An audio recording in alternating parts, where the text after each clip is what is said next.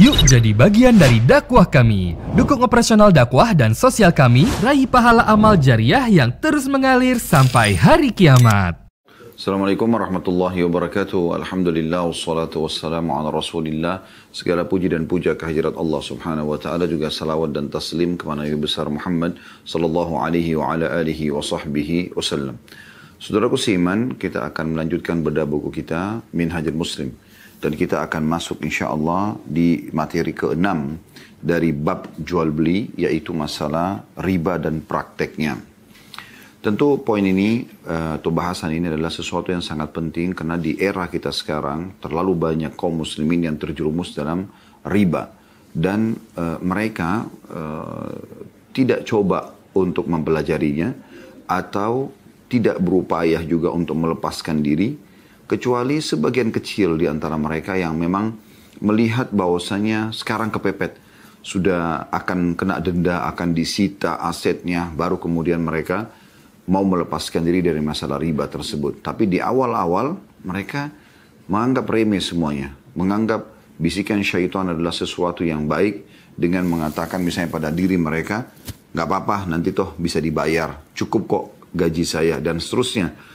Padahal sebenarnya bukan masalah Anda mampu atau tidak mampu membayar cicilan Anda yang sedang menggunakan sistem riba. Tapi permasalahannya adalah di awal Anda sudah mengiyakan itu, berarti Anda telah terjerumus dalam dosa riba.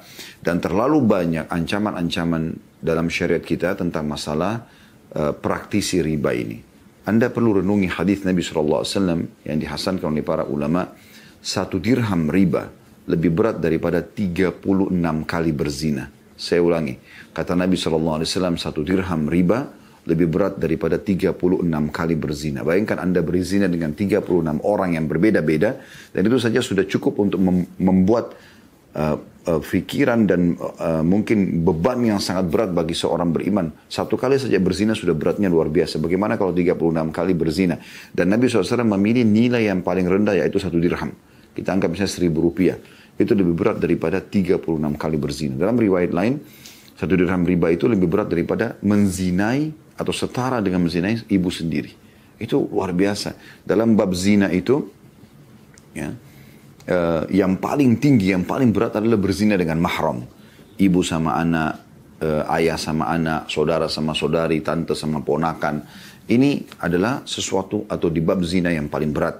Kalau seandainya zina secara umum, hukumnya adalah kalau mereka kepergok melakukan perbuatan zina sebelum menikah, hukumnya dicambuk 100 kali dan diasingkan 1 tahun. Kalau sudah menikah, ketahuan dikenal dengan muhsan, maka hukumnya dirajam, gitu kan, dihukum mati. Anda bisa bayangkan beratnya dosa zina itu. Nah, kalau orang berzina dengan mahram, maka walaupun belum menikah, hukumannya tetap dihukum mati.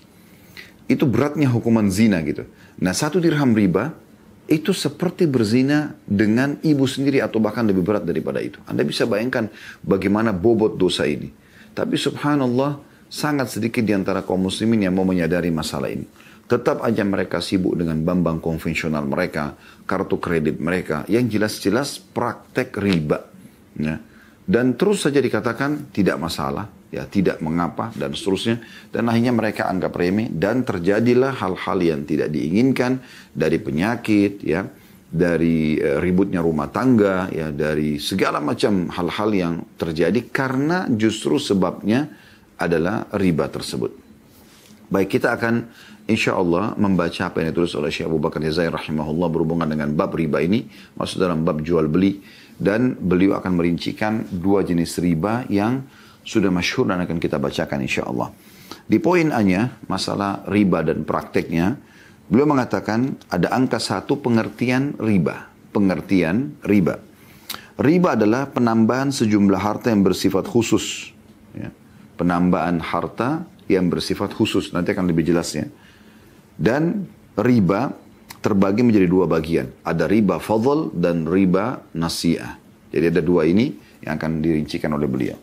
Kalau riba fadl, ya, adalah menjual suatu jenis barang yang di dalamnya dimungkinkan terjadinya riba dengan barang sejenis dengan jumlah yang lebih banyak. Jadi Anda membeli barang tapi dengan barang juga. Cuma nilainya beda. Jenis barangnya sama. Dikasih contoh misalnya, menjual 1 kuintal gandum dengan 1/4 kuintal gandum. Ya, Anda jual beli gandum 1 kuintal dengan 1/4 kuintal gandum. Sama jenisnya, tapi beda nilainya. Ya, gitu. Kemudian juga 1 sa', 1 telapak tangan, biasanya disilakan dengan 1 sa', 1 sa' kurma dengan 1,5 sa' kurma. Atau 1 ons perak dengan 1 ons perak dan 1 dirham. Uang perak gitu. Ya. Maka ini dikenal dengan riba fadl. Ya. Karena produknya sama, tapi lebih nilainya. Salah satunya dilebihkan nilainya. Nah, ini tidak boleh. Kemudian yang kedua riba nasi'ah atau dikenal dengan kredit. Ya. Dan ini dibagi menjadi 2 bagian lagi. Ada riba jahiliyah, yaitu riba yang keharamannya telah dijelaskan oleh Allah SWT dalam firman-Nya dalam surah Al-Imran ayat 130 yang berbunyi a'udzubillahi minasyaitonirrajim ya ayyuhalladzina amanu la ta'kulu riba adha'afan mudha'afa. Hai orang beriman, janganlah kalian memakan riba dengan berlipat ganda. Hakikat riba nasi'ah, bahwa seseorang memiliki hutang kepada orang lain hingga batas waktu tertentu. Misalnya Anda hutangkan 1 juta rupiah kepada seseorang. Lalu ketika jatuh tempo, orang itu berkata kepadanya, apakah kamu akan membayarnya atau aku akan menambahi hutangmu? Ya, jadi bisa saja dari awal dia mengutangkan, ini 1 juta utang ya, tapi kembalikan 1,100,000. Bisa dari awal akad begitu, maka sudah terjadi akad riba. Atau dia pinjamkan 1 juta, kemudian pada saat akan jatuh tempo, dia bilang sama orang tersebut, bayar on time, atau kalau tidak, kamu akan kena bunga. Nah ini akan yang banyak terjadi kan. Anda utang sama satu lembaga, ya, atau seseorang, lembaga ribawi misalnya, kemudian kalau Anda on time bayar, misalnya 1 bulan, maka Anda tidak kena bunga.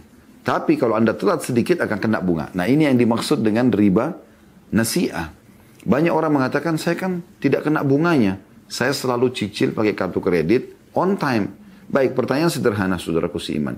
Kalau seandainya Anda telat dari produk yang Anda beli, misalnya Anda cicil handphone, Anda cicil rice cooker, Anda cicil apa saja. Misalnya kan kartu kredit biasa ada katalognya. Anda sekarang cicil 0%. 1 juta Anda bayar. Baik, ini kan tidak ada ribanya Ustaz. Pertanyaan saya sini, kalau seandainya Anda cicil per bulan, misalnya 1 juta Anda ambil HP, ini contoh saja. HP ini harga 1 juta, Anda cicil 100.000 per bulan.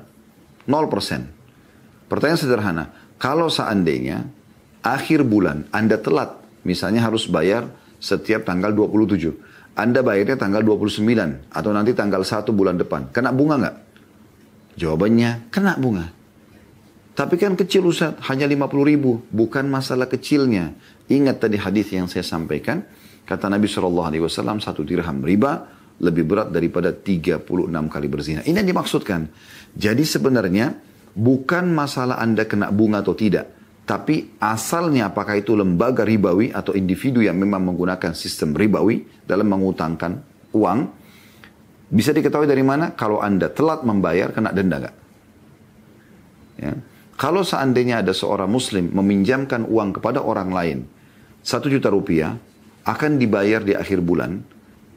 Ya. Dan dari awal memang dia sudah niat untuk dikembalikan 1 juta. Kemudian pada saat saudaranya itu ditagih tidak bisa bayar, dia berikan tenggang waktu tanpa bunga, itu keutamaan. Itu yang disebutkan dalam hadis Nabi SAW. Ini hadis mulia. Kata Nabi SAW dalam hadis sahih, siapa yang mengutangkan orang lain atau memberikan tenggang waktu, ya, atau memaafkan utang seseorang, maka dia akan dapat naungan Allah pada hari kiamat. Tidak ada naungan kecuali naungan Allah. Jadi perlu Anda garis bawahi, investasi dalam Islam ada 2. Investasi yang boleh Anda dapat keuntungan di situ, misalnya Anda akad mudharabah, ya. Anda akad murabaha. Maksudnya mudharabah itu misalnya saya punya restoran, saya ajak seseorang untuk investasi kepada saya, ikut dengan saya. Masuklah dana dia, misalnya dana restoran butuh 1 miliar. Dia 500 juta, saya 500 juta misalnya. Kemudian kita bagi hasil 50-50% misalnya. Itu kan mudharabah, ya. Jadi semua dan untung rugi ditanggung bersama. Pada saat untung dibagilah keuntungan 50%, pada saat rugi masing-masing juga nanggung kerugian 50%.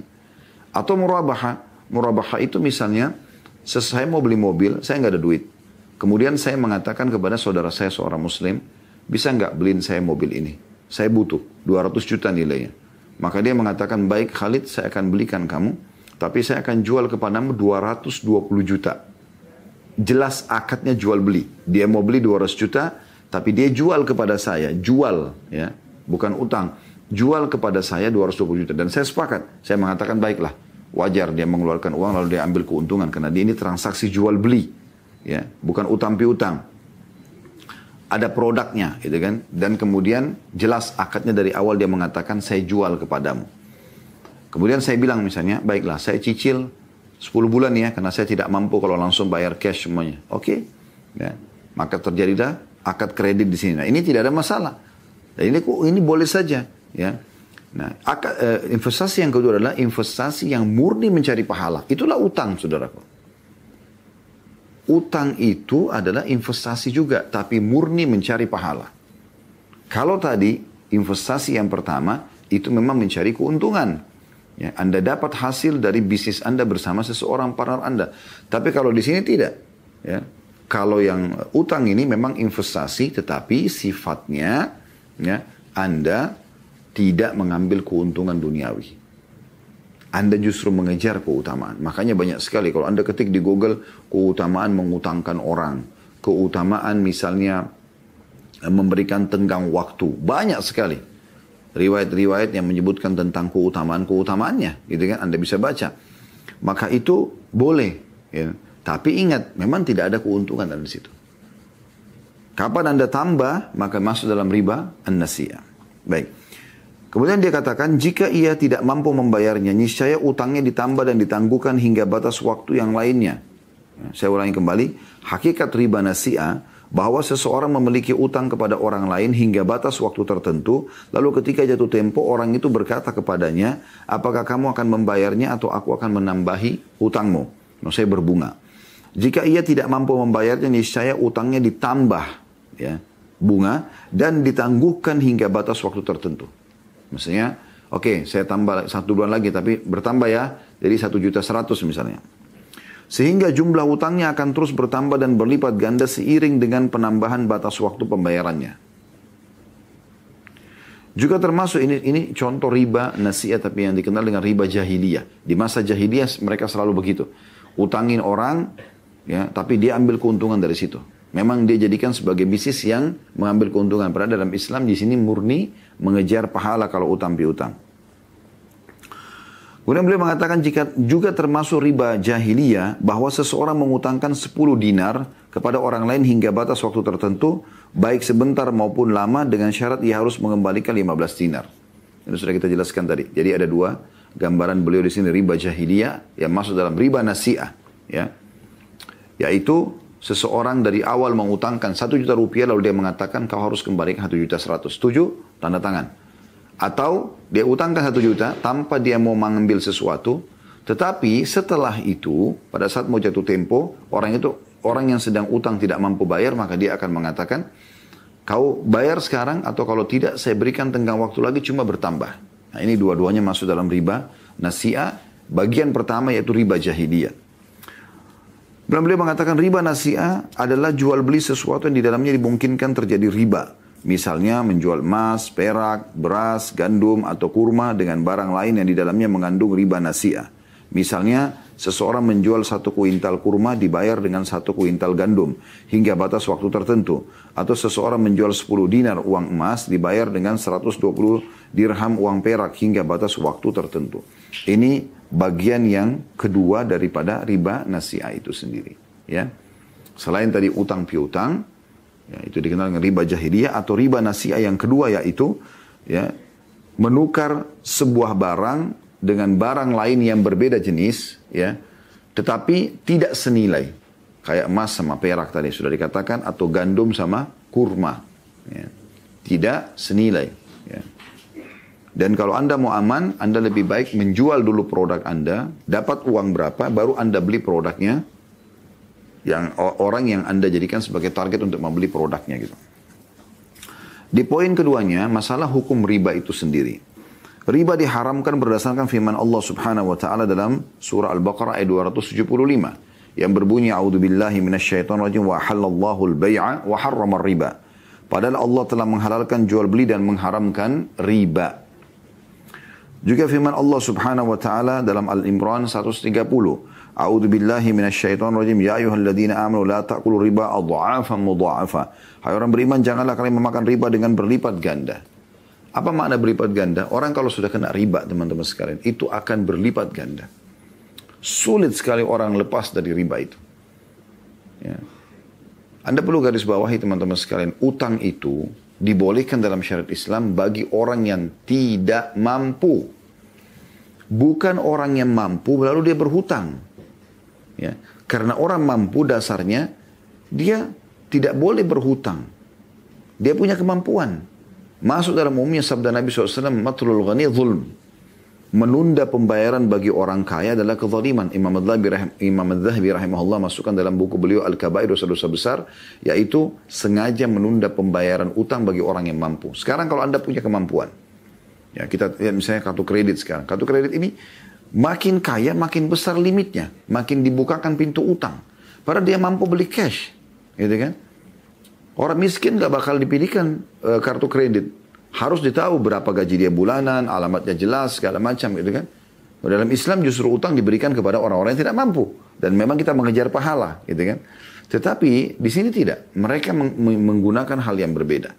Yaitu mereka justru makin kaya, makin besar limit kartu kreditnya. Dan uniknya subhanallah ada orang merasa tenang.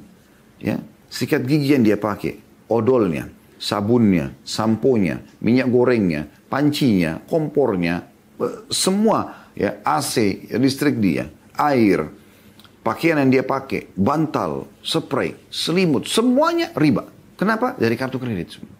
Dibayarin oleh bank riba. Yang tadi sudah kita jelaskan, kalau Anda bilang, tapi kan Ustaz saya cicil semuanya 0%. Sebentar dulu, Anda cicil di lembaga mana? Itu dulu pertama. Kalau lembaga riba, tetap aja. Karena asal hukumnya, dia punya akad riba. Ditahu dari mana? Kalau Anda telat bayar, Anda akan kena bunga. Walaupun 0%. Iya kan? Itu masalahnya. Jadi memang dia lembaga ribawi. Ya. Yang kedua, jelas sekali, ya, kalau ada sesuatu yang Anda terjadi, misalnya Anda telat, Anda kena denda. Kalau Anda ya, tidak bisa bayar, Anda kena hukuman. Anda bisa disita barang tersebut atau apa saja. Dan kalau sudah disita barang itu, misalnya rumah atau mobil, ya, kendaraan, maka apa yang sudah Anda bayar dianggap hangus. Nah ini juga ada unsur gharar, ada ribanya. Ya. Maka ini poin yang harus betul-betul diperhatikan baik-baik. Lebih baik Anda tinggal di kos-kosan teman-teman sekalian, di kontrakan, dan Anda mulia, Anda tidak kena riba daripada Anda paksakan diri harus punya rumah tapi Anda kena riba. Dan apa ruginya? Sebagai seorang muslim kita harus berpikir teman-teman. Tidak bisa kita pisahkan kegiatan kita dalam keseharian dengan akhirat. Harus selalu ada hubungannya. Selalu ada hubungannya. Nggak bisa Anda pisahkan ini. Ya? Anda harus selalu menghubungkan antara ekonomi yang sedang Anda, bisnis yang sedang Anda lakukan dengan urusan sosial Anda, agama Anda. Anda bersedekah, Anda tahu Anda akan panen di akhirat, di pahala. Tidak bisa Anda pisahkan itu. Kita bukan orang-orang sekuler yang memisahkan antara agama dengan negara, agama dengan politik, agama dengan ekonomi. Sehingga muncullah banyak pakar-pakar ekonom tapi nggak paham agama Allah. Banyak pakar politik nggak paham agama Allah. Ini keliru. Islam datang untuk mengatur seluruh lingkup, seluruh seluk-beluk kehidupan seorang muslim. Politiknya, ekonominya, sosialnya, semuanya. Ya. Islam ini harus menjadi agama pengontrol, nggak bisa tidak. Di sini Anda harus pahami masalah itu. Ya. Sementara transaksi ribawi jelas diharamkan dalam Islam, tapi kita masih saja terus sibuk dengan itu. Ya. Baik teman-teman sekalian, juga beranjak daripada hadis Nabi SAW tentang masalah hukum haramnya riba ini, yaitu yang berbunyi, la'anallahu akilar riba wa mu'kilahu wa syahidaihi wa katibah. Allah melaknat pemakan riba, pemberi riba, dua orang saksinya, dan pencatatnya. Hadis ini riwayat Abu Daud nomor 333, Ibnu Majah 2277 dan Tirmidzi 1206 dan beliau mensahihkannya. Lalu apa solusinya Ustaz? Pindah perbankan syariah. Tapi kan perbankan syariah itu sering gitu karena saya dengar jemaah. Kan masih ada yang sama. akadnya lah apalah segala macam. Akhi dan ukhti, kalau masih ada sesuatu yang salah dari perbankan syariah, maka itu sebagian kecil persentasenya, misalnya anggaplah dari 100% riba bank konvensional, mungkin bank syariah ini ada 30% yang masih perlu diperbaikin. Baik, minimal Anda meminimalkan kesalahan itu dan Anda serahkan kepada dewan syariah mereka. Kan semua perbankan syariah punya dewan syariah. Serahkan mereka. Ya. Ij'al bainaka wa bainan nari alima. Jadikan antara kau dan neraka seorang alim. Dia sudah memberikan fatwanya, dia yang bertanggung jawab depan Allah, bukan Anda. Tapi kalau Anda masih di bank konvensional, dari mana Anda mau berhujjah apa di depan Allah SWT pada hari kiamat? Kenapa? Sampai kapan kita terus mau ngotot dengan cara seperti ini, teman-teman sekalian? Dan tidak mau hijrah. Coba Anda hijrah, pindah. Ya. Atau Anda meminimalkan itu dengan Anda pindah. Kalau Anda tidak pindah ke perbankan syariah, lalu Anda kemana? Gitu. Anda harus kemana sekarang? Kondisi kita tidak seperti itu. Tapi Anda sudah aman. Karena dari satu sisi mereka punya dewan syariah. Ada ustadz-ustadz, ada kiainya di sana.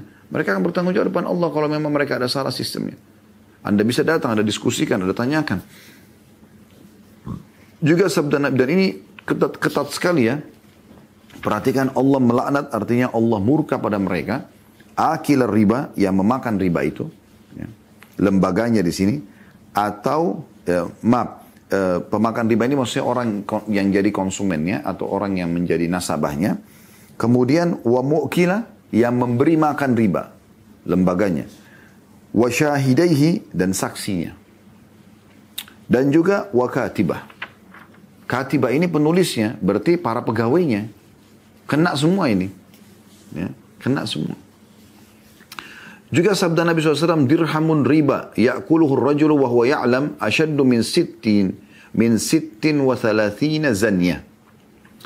Satu dirham dari hasil riba yang dimakan oleh seseorang, sedangkan dia mengetahuinya, dosanya lebih berat daripada 36 kali berzina, sebagaimana sudah kita jelaskan tadi. Hadis ini ada putun nomor 1349, diriwayatkan Ahmad nomor 21450, dan beliau mengatakan hadis ini adalah hadis yang sahih.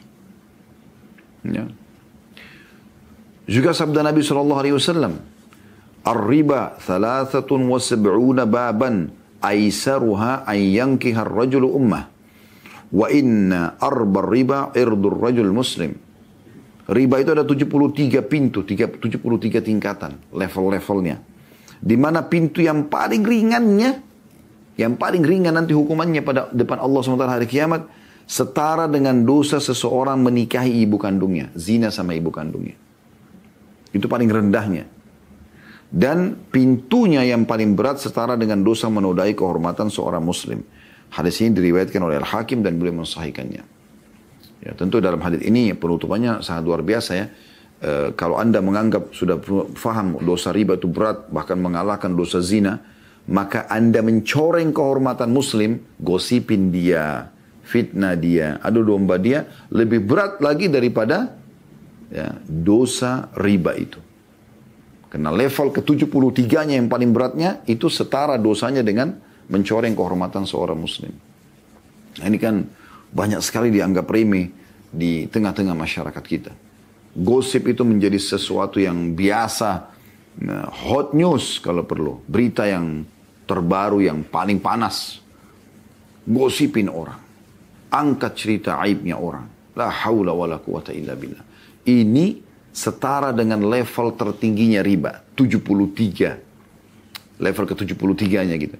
Level yang paling rendahnya, level satunya, ya, itu setara dengan berzina dengan ibu sendiri. La haula wala quwata illa billah. Semoga Allah selamatkan kita. Juga sabda Nabi SAW, ijtanibus sab'al mubiqat. Jauhilah 7 dosa yang membinasakan.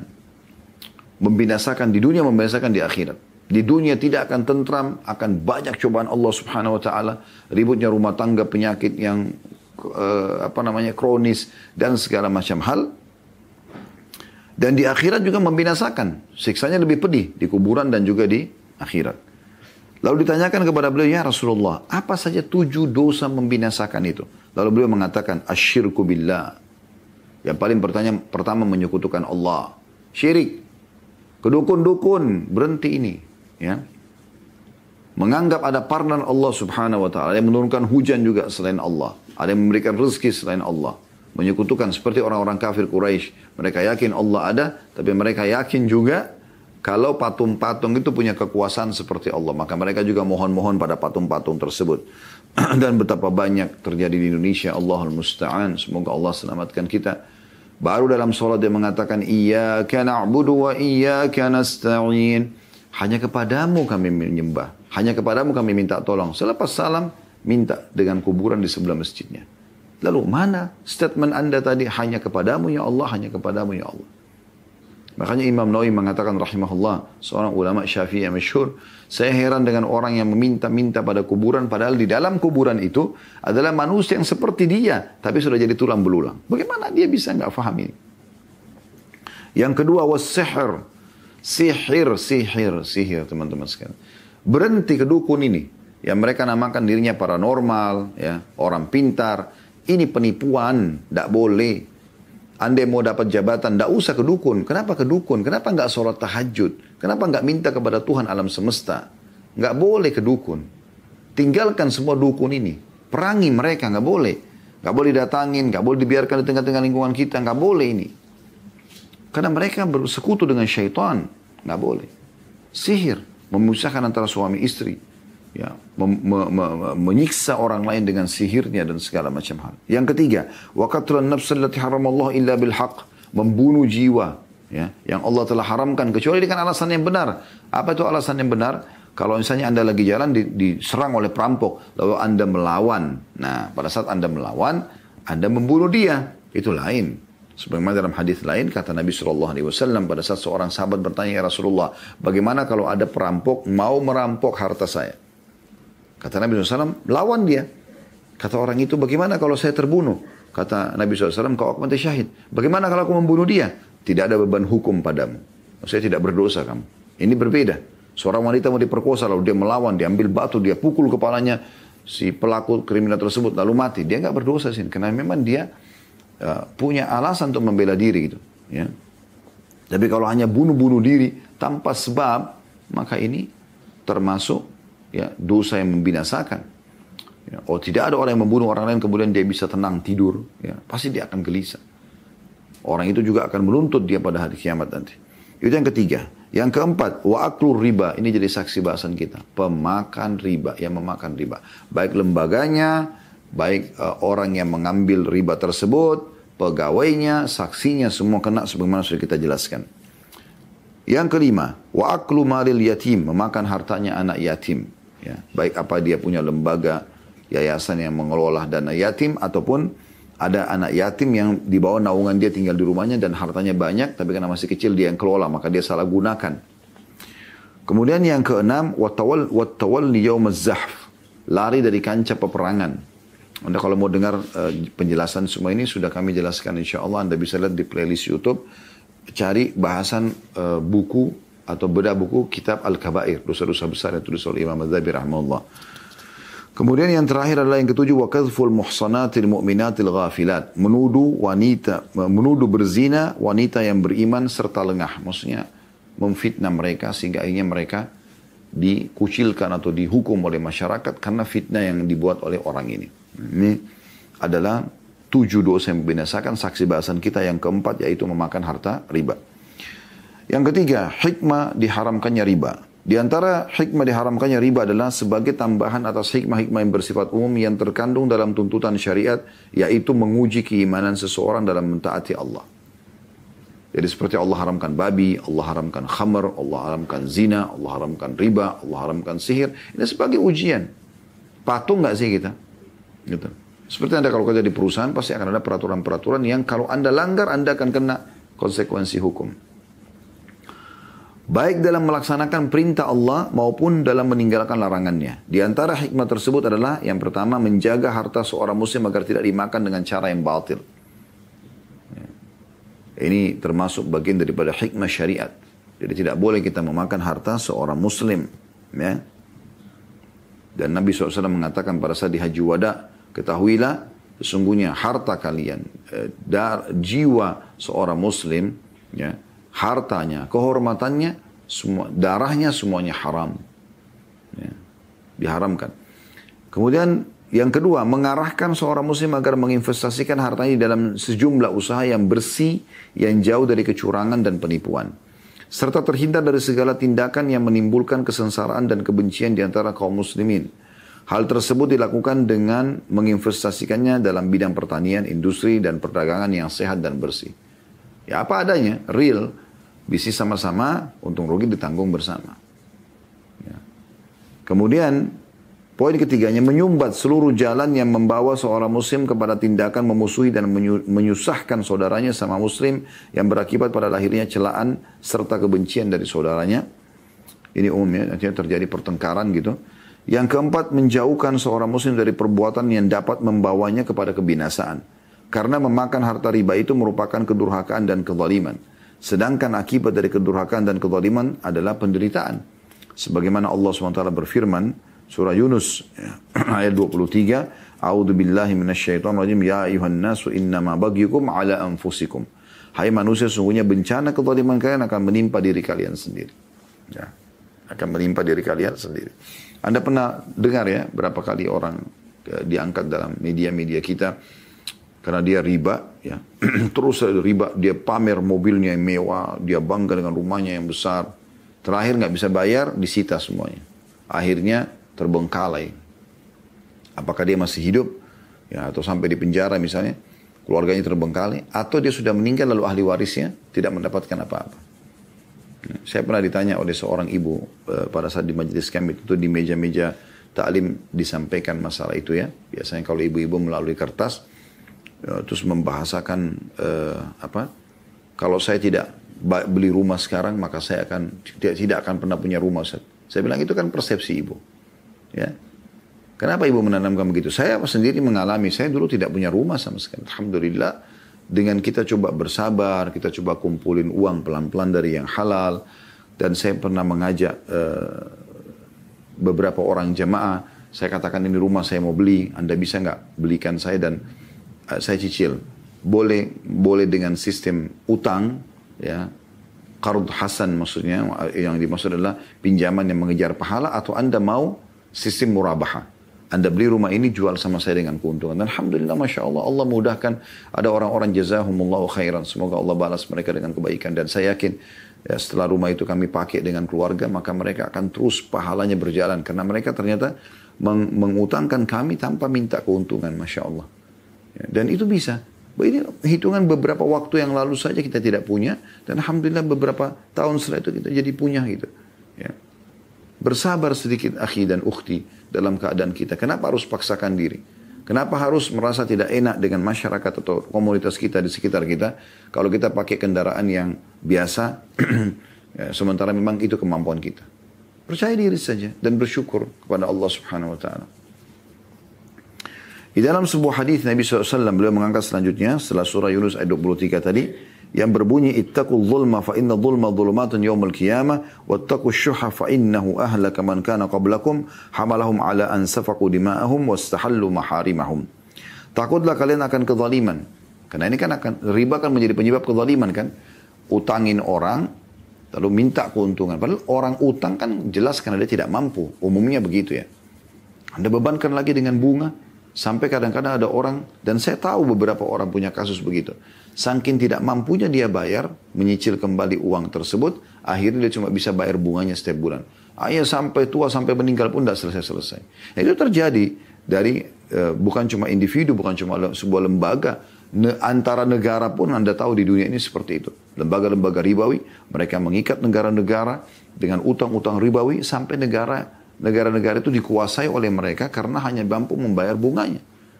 Jadi utang ini terus saja pokoknya bertambah. Tetap saya tidak bisa disentuh atau dibayar. Dan ini jadi masalah. Dan ini kezaliman. Lalu kata Nabi SAW, dan takutlah kalian dari berbuat kikir. Nah, ini biasanya muncul riba ini karena masalah kikir juga. Ya. Dia tidak mau mengejar akhirat, tidak mau mengejar pahala. Padahal sudah kita jelaskan tadi ini investasi berhubungan dengan masalah akhiratnya. Karena kikir itu telah membinasakan umat sebelum kalian, yaitu membawa umat-umat sebelum kamu kepada pertumpahan darah dan menghalalkan sesuatu yang telah diharamkan kepada mereka. Hadis ini riwayat Muslim nomor 2578. Maksudnya karena mereka pelit, akhirnya terjadilah keributan, peperangan, dan penumpahan darah. Gitu. Selanjutnya poin yang kelima, hikmah daripada diharamkan riba, membukakan pintu-pintu kebaikan di hadapan orang muslim yang untuk mempersiapkan bekal kelak di akhiratnya dengan meminjami saudaranya sama muslim tanpa mengambil manfaat atau keuntungan. Menghutanginya, menangguhkan utangnya hingga mampu membayarnya, ya.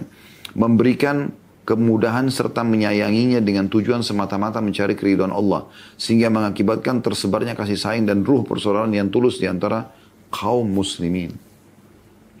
Nah ini teman-teman sekalian, kita bisa lihat bagaimana poin ini disinggung, ya, bahwasanya tadi yang saya bilang kita tidak bisa pisahkan antara, ya, ekonomi kita, ya, antara kehidupan sosial kita dengan agama ini. Tidak bisa sama sekali.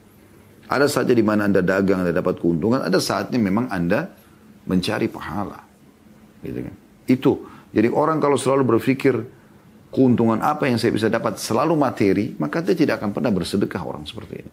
Tidak akan ada jiwa kedermawanannya.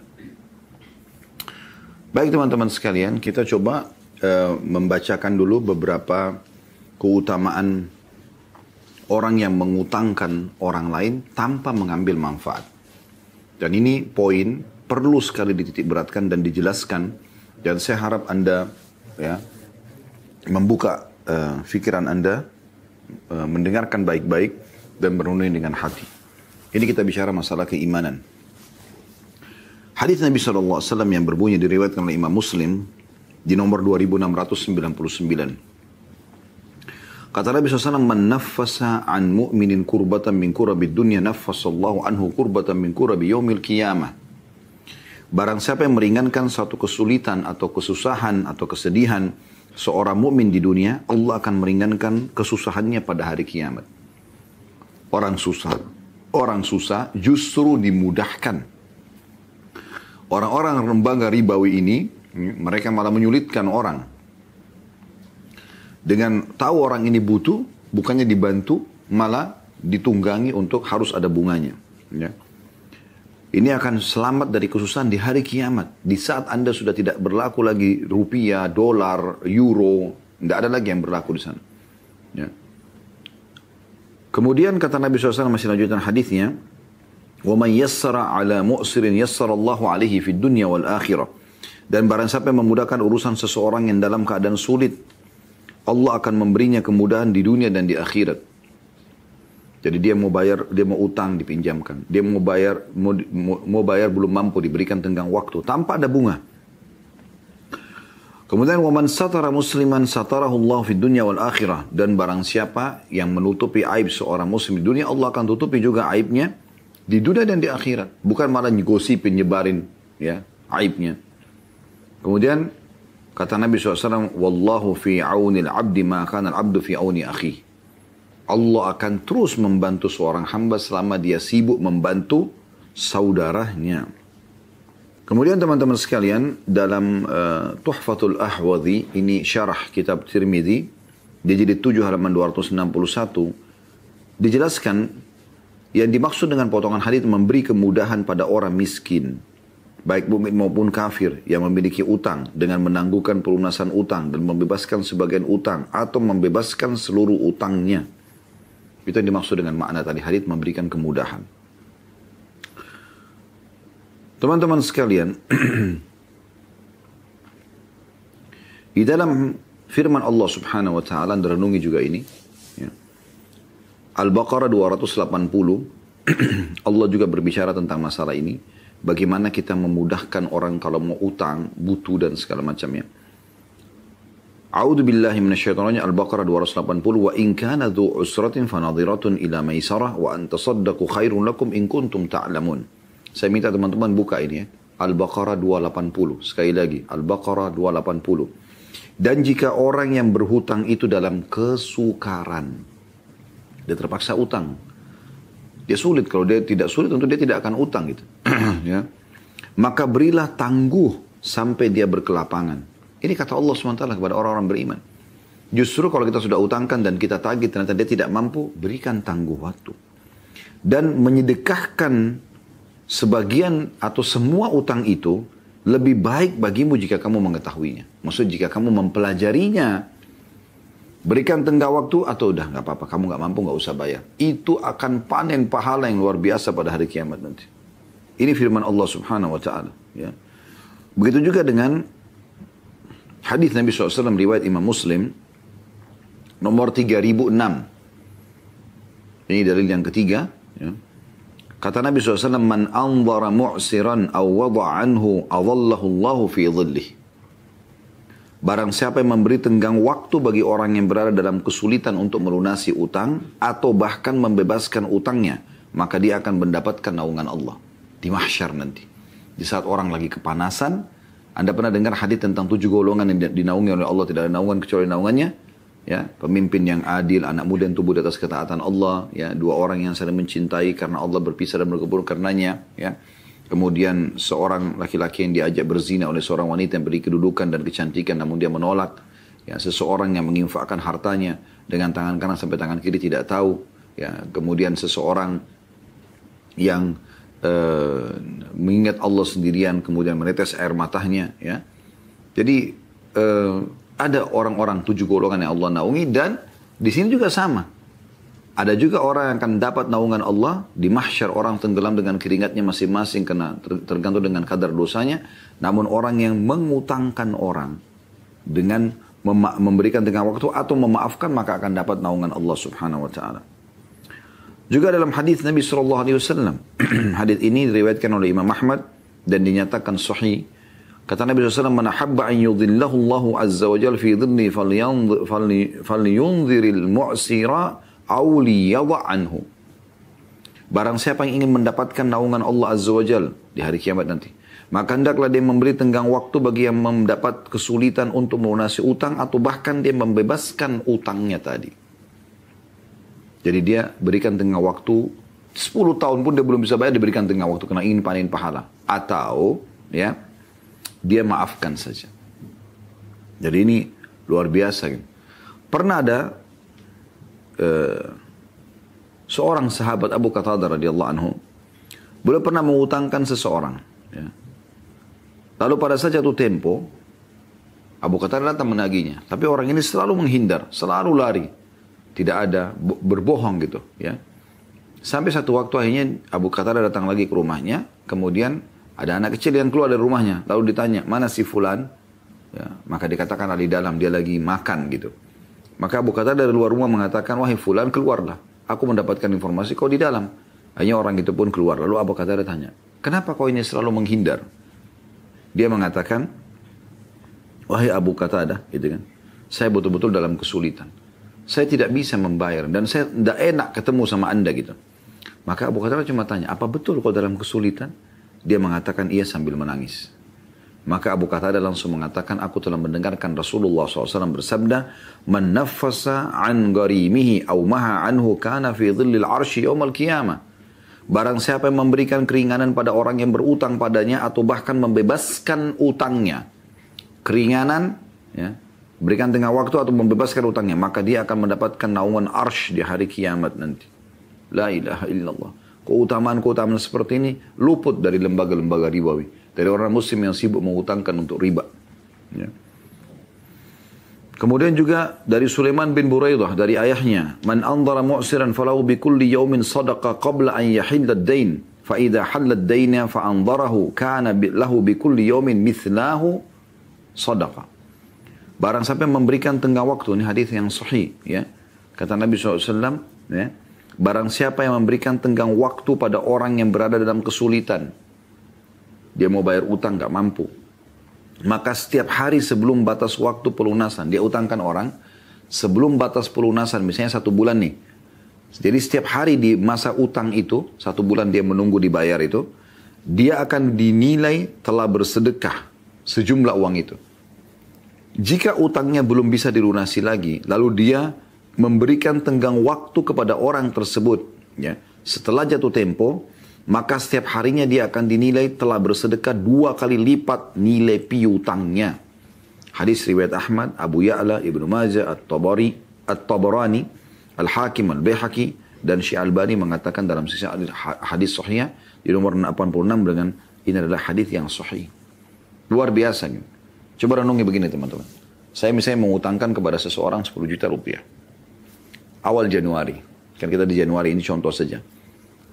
Dia janji saya akan bayar akhir Januari, tanggal 31 Januari. Setiap harinya, saya seperti bersedekah 10 juta. Coba Anda bayangkan. Investasi 10 juta, tapi nilai balasannya di sisi Allah, ya, 10 juta kali 31, 310 juta. Pertanyaan sederhana, apakah Anda akan bersedekah sejumlah ini? Belum tentu kan? Nah sekarang dengan 10 juta saja Anda utangkan, dan cuman ini pintunya, Anda akan dapat ya, setiap hari sedekah sejumlah itu. Belum lagi ada hadis Nabi SAW yang lain, setiap amal soleh akan dilipatkan kami menjadi 10 pahala. Dalam firman Allah SWT juga berbunyi itu.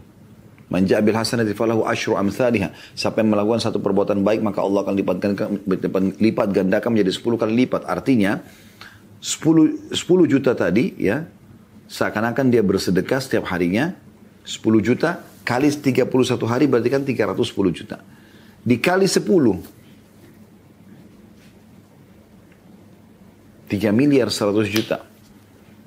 Investasinya 10 juta. Belum selesai teman-teman. Dalam hadis ini dijelaskan, kalau jatuh tempo, misalnya akhir Januari kita nagih, dia nggak bisa bayar.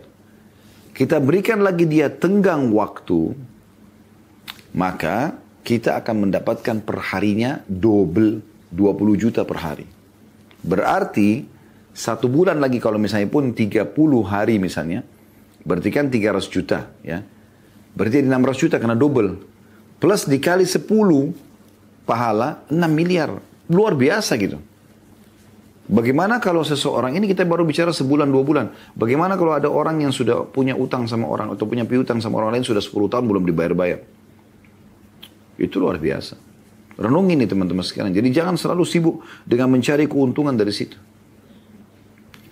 Dan disebutkan dalam hadis Bukhari nomor 2078 bahwasanya kana tajiran yudayilun nas. Dulu ada seorang pedagang yang suka memberikan pinjaman kata Nabi SAW kepada orang lain. Fa idza ra'a mu'siran qala li fityanihi tajawazu anhu. Kalau dia lihat seseorang yang sulit maka dia mengatakan pada penagihnya, udah maafin aja. La'alla Allahu an yatajawaza anna fatajawaza Allahu an. Lalu dengan perbuatan itu Allah pun memaafkan dia pada hari kiamat nanti. Ya. Dan ini satu hal yang luar biasa dan masih sekian banyak ya contoh-contoh dalil tentang masalah ini dan Anda bisa melihat insya Allah. Sebagaimana saya katakan tadi di Google Anda ketik keutamaan mengutangkan orang misalnya, Anda akan temukan dalil lebih banyak dari apa yang telah kami sebutkan tadi. Allahu a'lam. Karena melihat waktu teman-teman sekalian, apa yang saya janjikan tadi di poin keempat tentang masalah hukum-hukum yang berkaitan dengan riba, kita akan tunda di pertemuan akan datang insya Allah.